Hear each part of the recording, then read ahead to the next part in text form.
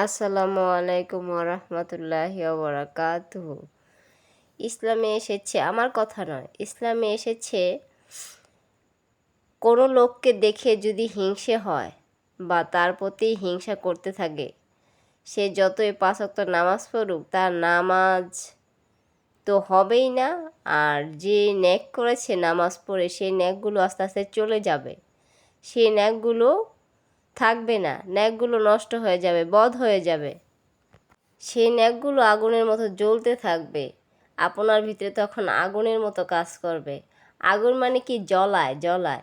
তো হিংসা হলে আপনার নেক সব আস্তে আস্তে জ্বলে যাবে, আপনার নেক সব বাদ হয়ে যাবে।